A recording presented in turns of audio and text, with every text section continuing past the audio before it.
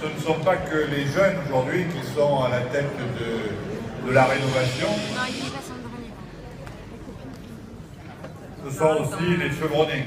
Donc je viens d'être élu premier fédéral du Vaucluse. Et ceci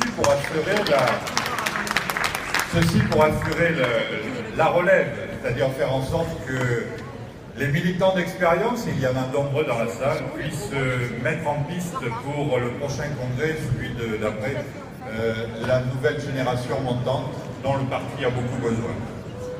Alors, les nouvelles pratiques, c'est retrouver l'essentiel. L'essentiel, c'est quoi? C'est aller au-devant des travailleurs, aller au-devant des salariés, aller au-devant des étudiants, des lycéens. Et il est vrai que depuis très longtemps, nous avons perdu ces habitudes militantes de terrain.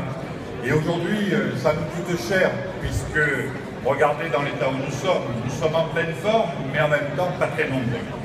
Concernant les élus, je suis un ancien maire qui a, comme beaucoup, perdu en 2014, mais nos camarades d'aujourd'hui, nombreux d'entre eux sont hésitants, en essayant de garder une soi-disant double appartenance, parce que le pouvoir actuel leur fait du pied sous la table.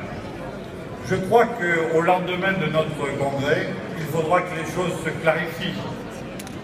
Il faut que nos camarades maires, conseillers départementaux en particulier, prennent leurs responsabilités. Nous sommes au moment où le parti doit être fort.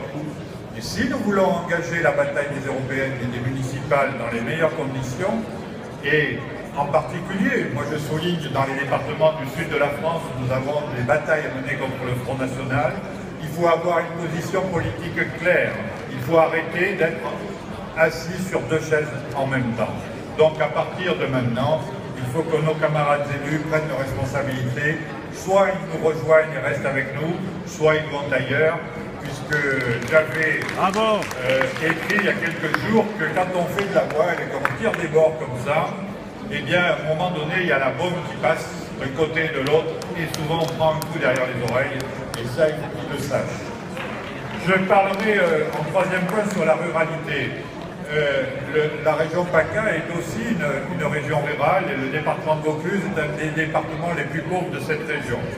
Et je souhaite, cher Olivier, qu'on ne perde pas de vue la question de l'agriculture et surtout de l'agriculture de montagne qui aujourd'hui est frappée par des dispositions européennes qui vont contre tout ce qui a pu se faire jusqu'à présent. Donc je vais conclure là-dessus. Sur la question du ferroviaire, bien également, la région PACA est en train de régresser puisque Renaud Muselier a décidé de fermer des gares, de fermer des lignes, des gares qui ont été réouvertes il y a une dizaine d'années. On est en train de les fermer.